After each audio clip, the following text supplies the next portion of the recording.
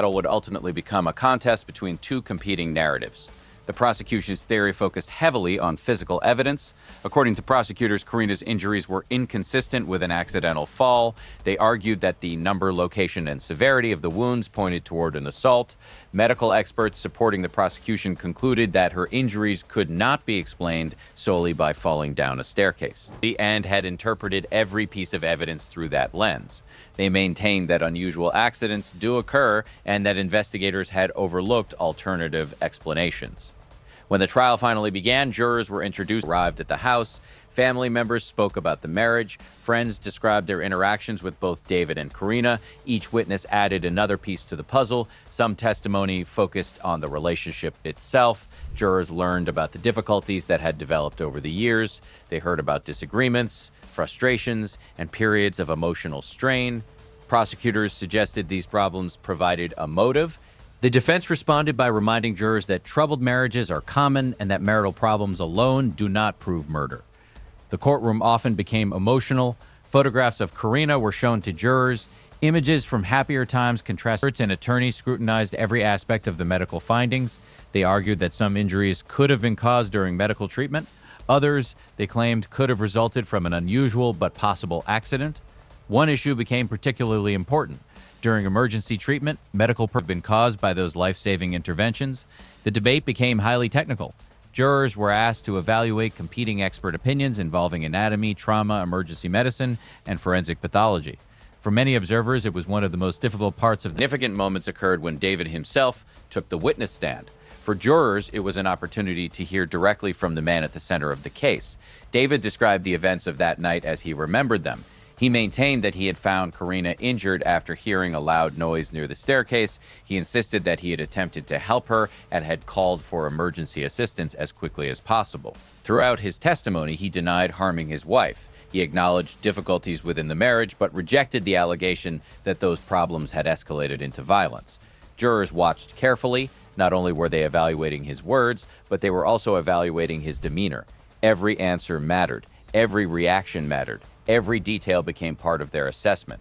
As the trial entered its final stages, attorneys prepared their closing arguments. The prosecution argued that the evidence formed a clear picture. According to their interpretation, Karina's injuries, the circumstances inside the home, and the history of the relationship all pointed toward the same conclusion. They argued that the death was not pages of evidence. 12 individuals entered the deliberation room. Their task was enormous. They had to determine whether the prosecution had proven its case beyond a reasonable doubt. Outside the jury room, family members waited anxiously. Some believed justice was about to be served. Others feared that an innocent man might be convicted. Hours passed. Then came the moment everyone had been waiting for. The jury reached a verdict. When court reconvened, tension filled the room. The verdict was read aloud. David Ditto was found guilty of first-degree murder. The decision stunned many people. Supporters who believed in his innocence struggled to comprehend the outcome. Family members on both sides experienced powerful emotions. For some, the verdict represented justice. For others, it represented tragedy, layered upon tragedy. Yet even after the verdict, the story was not over. A sentencing hearing still remained. During that phase of the proceedings, the court considered the impact of the crime on everyone involved. The loss extended far beyond the victim herself. 2 children had lost their mother. Extended families had been torn apart. Relationships that once connected people across borders and generations had been shattered. Eventually, the judge imposed the sentence. David was sentenced to 25 years to life in prison. With those words, one chapter of the case officially ended. But the consequences would continue for decades.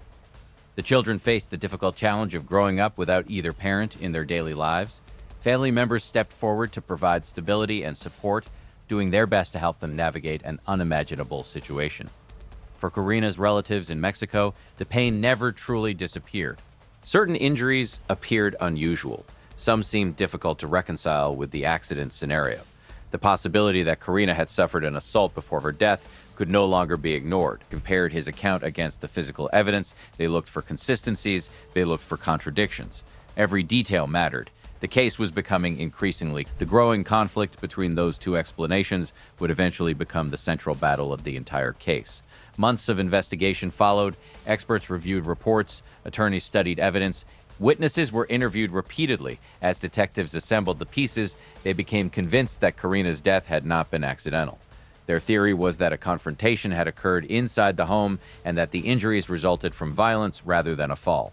David strongly denied those allegations. He maintained that he had loved his wife and had spent years building a life with her. He insisted that he had tried desperately to save her after discovering her injured at the bottom of the stairs.